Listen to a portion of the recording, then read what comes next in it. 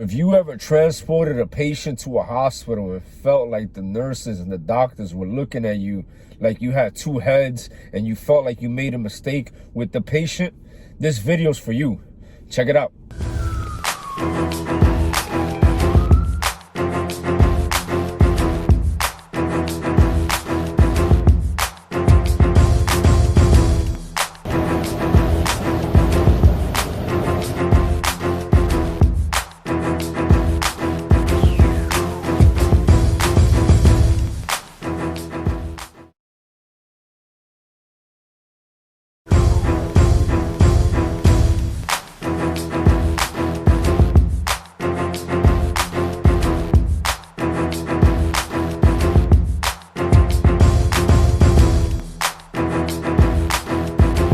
So I had a loyal subscriber ask me, and let me give you some context about the question.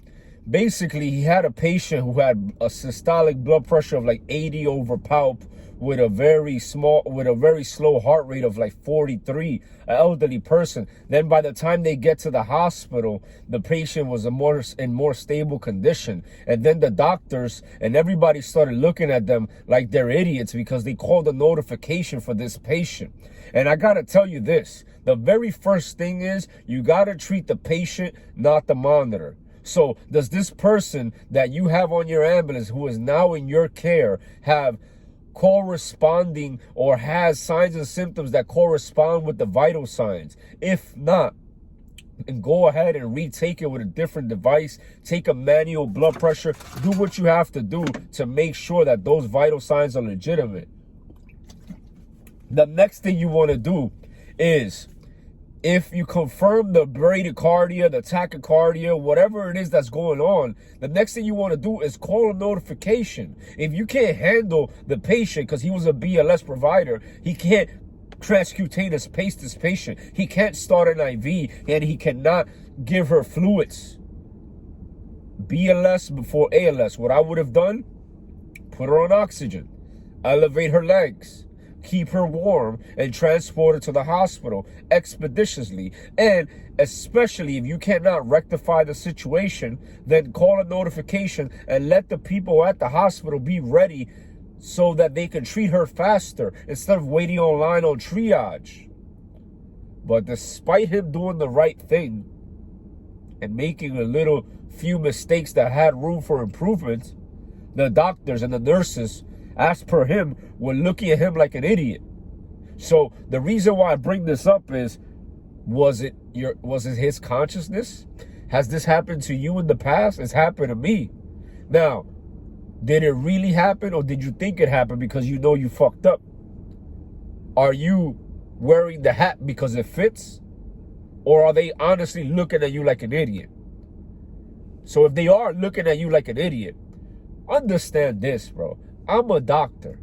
I went from pre-med to medical school. It took me about 8 fucking years. I've been a healthcare provider for 20 years. So the amount of mistakes that I make now are very minuscule compared to the mistakes I made at the beginning. So if a nurse or a doctor looks down upon you and all you had was 3 months of training, then fuck them. You know what I'm saying? Like, think about it. How can you compare so many years of training and preparation for patient care scenarios with your fucking 3 months certification? Makes no sense. Now, don't take that to heart. It doesn't give you the right to make mistakes. You're patient advocates. You're supposed to know your protocols. You're supposed to do no harm. You're supposed to transport people and help people. So don't use that as a cop-out to do whatever the fuck you want on the ambulance.